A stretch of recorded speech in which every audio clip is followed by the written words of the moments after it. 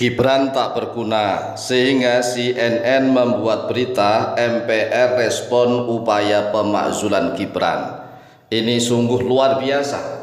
Gibran tak berguna, sehingga para pejabat tinggi di Negara Kesatuan Republik Indonesia yang tidak penjilat dan masih memiliki hati nurani yang agak bersih, mereka sudah mulai muak dan gerah terhadap kinerja Gibran Raka Buming Raka sebagai Wakil Presiden Republik Indonesia, yang seolah-olah nampak seperti baru tahap belajar retorika di hadapan anak-anak. Tidak ada gunanya sama sekali, tidak ada faedahnya, tidak ada fungsinya. Tidak seperti wakil-wakil presiden sebelumnya, misalnya Ki Haji Ma'ruf Amin, misalnya Yusuf Kala, dan wakil-wakil presiden sebelumnya yang sangat membantu kerja dari presiden. Sedangkan Gibran Raka Buming Raka ini seolah-olah masih baru tahap belajar retorika, baru belajar untuk pidato di hadapan anak-anak. Gibran hanya sebagai beban bagi Presiden Prabowo Subianto. Oleh sebab itulah, para pejabat senior di Negara Kesatuan Republik Indonesia satu persatu sudah mulai terang-terangan mendukung Forum Purnawirawan TNI untuk mendesak kepada DPR, DPD, dan MPR RI agar segera memproses pemakzulan Gibran. Bahkan anak-anak muda usia produktif kerja yang kemarin tergiur oleh rayuan Gibran yang katanya menyediakan 19 juta lapangan kerja, kini anak-anak muda tersebut kecewa. Jadi anak-anak muda tersebut yang kemarin tergiur dengan bujuk rayunya Gibran Raka Buming Raka yang berpidato, berretorika akan menyediakan 19 juta lapangan kerja. Nah, ternyata anak-anak muda saat ini mereka kebingungan, sehingga anak-anak muda saat ini merasa tertipu oleh bujuk rayunya Gibran Raka Buming Raka, sehingga anak-anak muda membuat kaos yang viral nih, disebar kemana-mana, yang ada tulisannya begini: sedang mencari pembuat janji 19 juta lapangan kerja. Di situ ada gambarnya Gibran. Luar biasa. Inilah yang harus dijawab oleh para pendukungnya Gibran Raka Buming Raka. Kira-kira apa sih gunanya Gibran? Coba tunjukkan sampai saat ini apa faedah dan fungsinya Gibran. Apakah benar-benar meringankan kerja dari Presiden Prabowo Subianto? Karena rakyat Indonesia saat ini kan masih mudah sekali untuk dibodohin, dibohongin, ditipu. Sehingga orang-orang yang memang tega menipu dan bohong, itulah orang-orang yang akan didengar. Oleh sebab itulah di Indonesia ini kalau ingin hebat, ingin lebih maju, maka harus pintar bohong, pintar berdusta, membohongi orang, mendustai orang. Orang-orang seperti itulah yang akan mendapatkan banyak pengikut. Sedangkan orang-orang yang jujur, yang amanah apa adanya akan didustai, akan dijauhi, akan dibenci.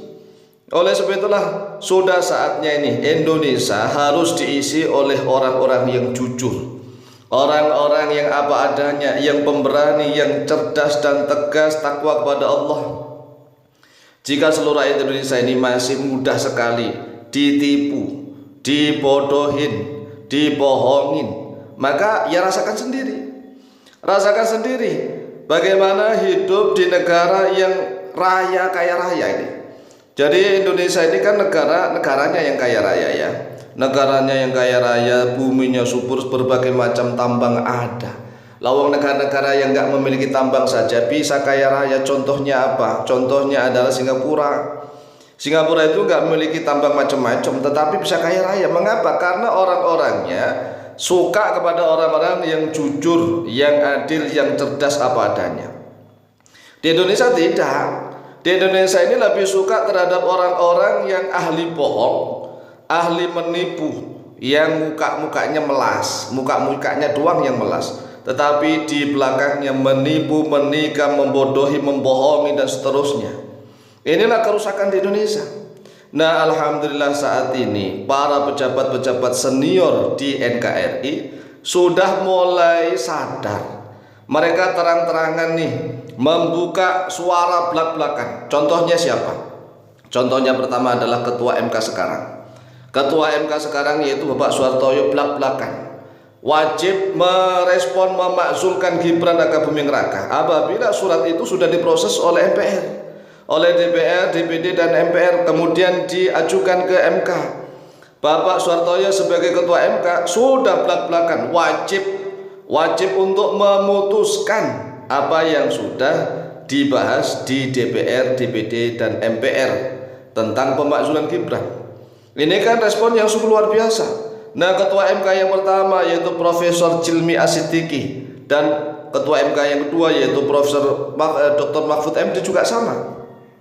Jadi Profesor Dr. Cilmi Asitiki sebagai Ketua MK pertama ini perdana, Profesor Dr. Cilmi Asitiki. Kemudian dilanjutkan Profesor Dr. Mahfud MD. Dua-duanya ini sebenarnya secara terang-terangan sudah terbuka. Gibran Rakabuming Raka itu kan baru anak-anak yang baru belajar, tahap belajar retorika, baru belajar pidato, ngomong di hadapan publik, bahkan baru belajarnya di hadapan anak-anak. Nah ini karena memang Indonesia ini kan memilih pemimpin berdasarkan suara terbanyak. Sedangkan rakyat Indonesia yang terbanyak itu adalah orang-orang yang masih gampang ditipu, gampang dibodohin, gampang dibohongin.